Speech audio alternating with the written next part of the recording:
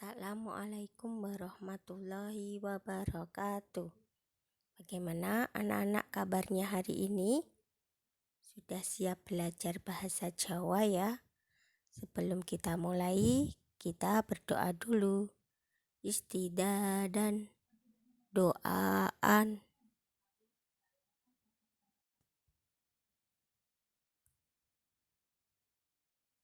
Pasinaon telu, makarya mandiri, nulis teks pawarta. Bukaan bukumu kaca 31.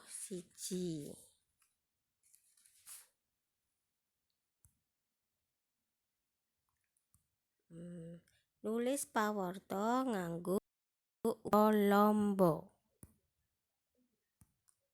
Apa ya ukara lomba iku? Ukara lomba yaiku ukara kang polane mung siji, utawa ukara kang duweni jejer lan wasesa namung satunggal. Kalau di dalam bahasa Indonesia itu kalimat tunggal. Jadi ukara lomba yaiku kalimat tunggal yang hanya mempunyai jejer lan wasesa. Jadi kalimatnya itu minimal ada jejer lan wasesa. Jejer itu kalau di dalam bahasa Indonesia adalah subjek. Wasesa itu predikat.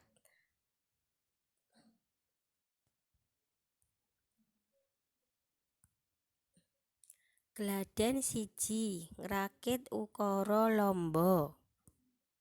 Kaca 31. Tuladha polane jejer wasesa.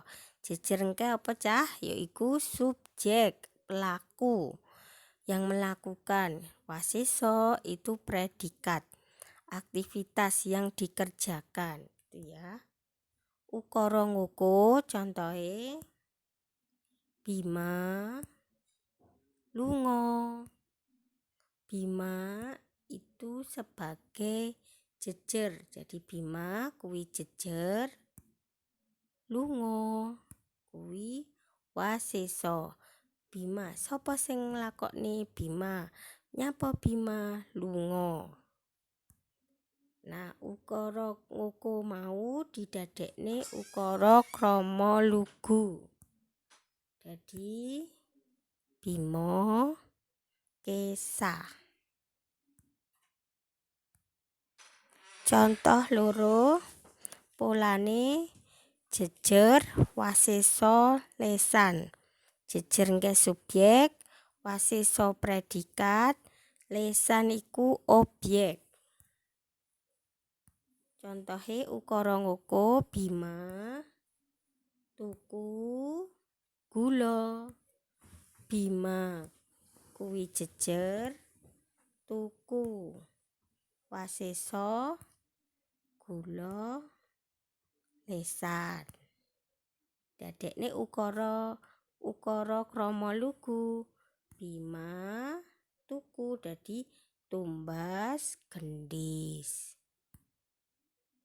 Pola jejer wasesa K kuwi keterangan. Ukara ngoko contohe Bima mulih jam 2.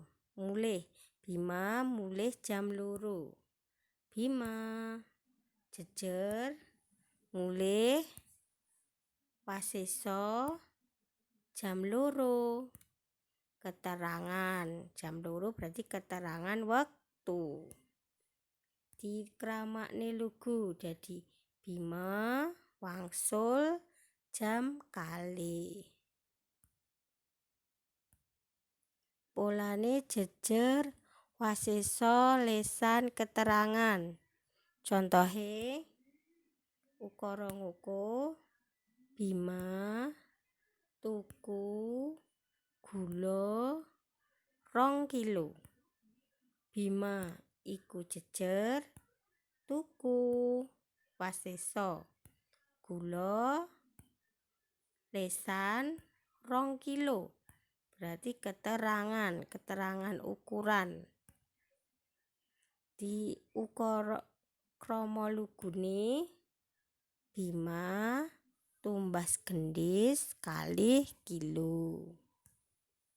Pola selanjutnya keterangan jejer wasesa keterangan.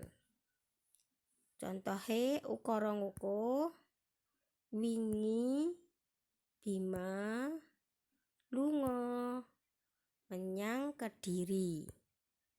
Wingi iku keterangan waktu, wingi dik wingi. Bima jejer lunga wasesa menyang Kediri. Keterangan meneh, keterangan tempat. Ukara krama lugune kala wingi Bima kesah dateng Kediri. Pola keterangan jejer wasesa lesan keenem. Delengen bukumu ya. Ukara ngokone sesuk Bima nggawa duit. Sesuk iku keterangan Bima jejer nggawa wasesa duit lesan. Ukara krama lugune benjing Bima beto yatra. Nah, tugasmu bukaan kaca 32. Iki ya, gawe ukara nganggo pola kang wis dicepakake. Nomor 1 jejer wasesa. Gawe ukara sing polane jejer wasesa. Keloro jejer wasesa lesan. Ngoko lugu dhisik, sing A ngoko lugu. Sampai nomor 10. Keterangan jejer wasesa keterangan. Bareng ngono. Kaca 32 sampai 33. Ngoko lugu mau disalin nganggo basa krama inggil. Krama lugu. Nah, contohe sing halaman 31 ke. Jadi tugasmu enek loro ya cah. Yaiku kaca 32 sampai 33 gladen A sampai B. Nah, sekian dulu ya dari Ustadzah. Wassalamualaikum warahmatullahi wabarakatuh.